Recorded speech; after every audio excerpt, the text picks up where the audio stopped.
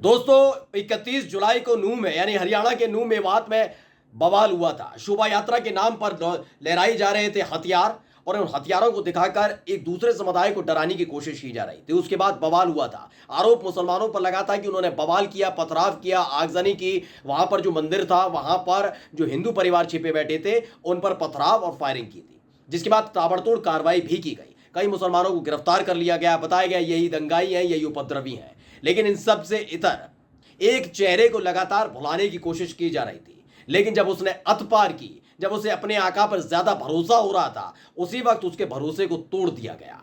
नाम है बिट्टू बजरंगी, जिसे पुलिस ने धर दबोचा है। नमस्कार, मैं हूं प्रज्वल गौतम और आप देख रहे हैं द लाल न्यूज।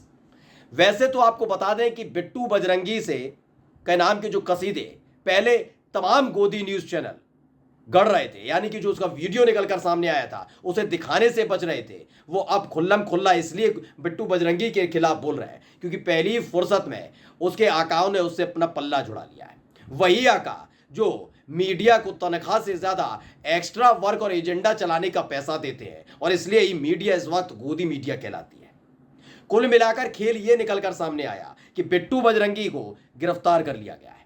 उस पर क्या क्या आरोप है वो बाद में बताएंगे, लेकिन उससे पहले बताते हैं कि क्या कुछ कर रहा था इतने दिनों से बिट्टू बजरंगी। दरअसल 31 जुलाई को शोभा यात्रा निकलनी थी। प्रशासन का भी कहना था ये शोभा यात्रा निकलती है, लेकिन नूह मेवात के लोगों को सुनना सबसे ज्यादा जरूरी हो गया था। जैसे द कश्मीर फाइल्स फिल्म आई थी, उस पर भारतीय जनता पार्टी के तमाम नेता सिर्फ अपना तथ्य रख रहे थे। वो बता रहे थे फिल्म बहुत धांसू है, सच्चाई दिखाने की है। लेकिन कश्मीरी पंडितों ने खुलासा कर दिया था कि ये बनाई नफरत के तहत बनाई गई एक फिल्म है, जिसमें कश्मीरी पंडितों को केवल पीड़ित दिखाया गया और वहां के मुसलमानों को विलेन दिखाया गया। हकीकत यह है कि जब कश्मीरी पंडितों पर हमले हो रहे थे तो पड़ोस में रहने वाले मुस्लिम लोग ही उनकी सहायता कर रहे थे, उनकी मदद कर रहे थे। ये लोग नहीं आए थे कमल का झंडा लेकर।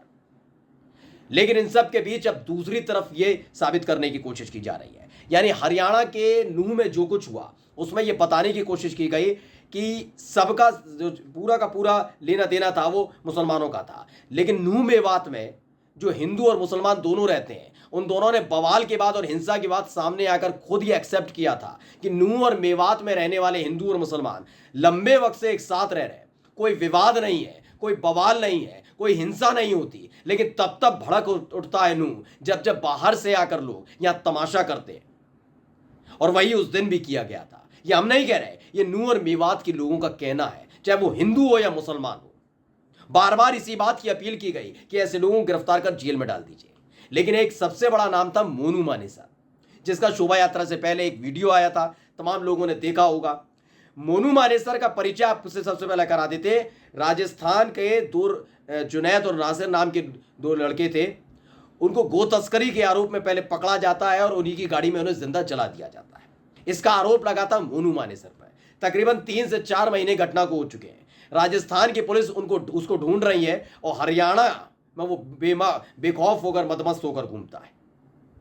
यही नहीं, वो लगातार वीडियो डालता है, हरियाणा पुलिस को पता नहीं कहां है वो लगातार इस पूरी शोभा यात्रा में बवाल के बाद तमाम न्यूज चैनल को लाइव देता है, उनसे जुड़ता है। हरियाणा पुलिस को पता ही नहीं कहां पर है वो। यानी मोनू मानेसर तो अब तक गिरफ्तार नहीं हो पाया। लेकिन एक दूसरा नाम है बिट्टू बजरंगी। इसने भी शोभा यात्रा से ठीक पहले ऐसा ही उकसाऊ वीडियो जारी किया था, जिसमें इसने साफ तौर पर मुसलमानों को धमकाते हुए कहा था कि आ रहे हैं सारे के सारे, अपने दामादों का माला लेकर स्वागत करिएगा। वो बात अलग है कि जब बवाल हुआ था, पुलिस धड़ाधड़ कार्रवाई कर रही थी, इसके आका का इसके सिर से हाथ हट गया था, तो बिलक बिलक भी रो भी रहा था और गिड़गिड़ा भी रहा था। लेकिन इन सब से इतर छिपा छिपा घूम रहा था।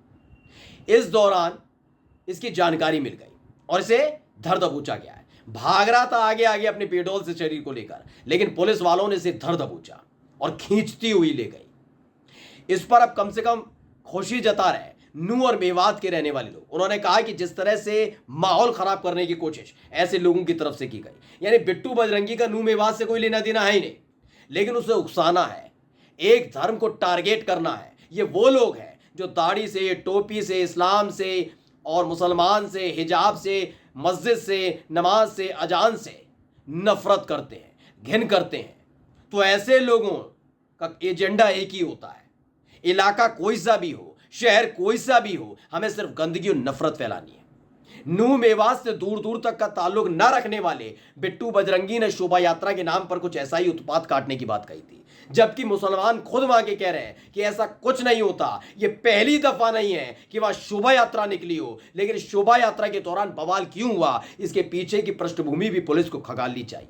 और जब पुलिस ने पृष्ठभूमि खंगाली है ना, तो बिट्टू बजरंगी जैसे नफरती आदमी को धर दबोचा, जिसके बाद अब ये गिड़गिड़ा रहा है, ये परेशान हो उठा है, करे तो करे क्या। वहीं इसके जो चाटुकार हैं, या यूं कहा जाए जो इसके समर्थक हैं, वो अब छाती पीटने का काम कर रहे हैं। सोशल मीडिया पर आकर चीख चीख कर ये कह रहे हैं कि आखिर किस जुर्म में बिट्टू बजरंगी को गिरफ्तार किया गया।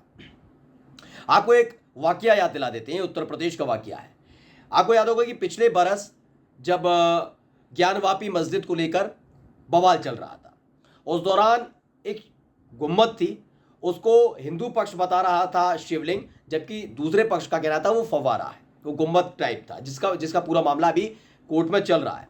सर्वे की बात कह दी गई।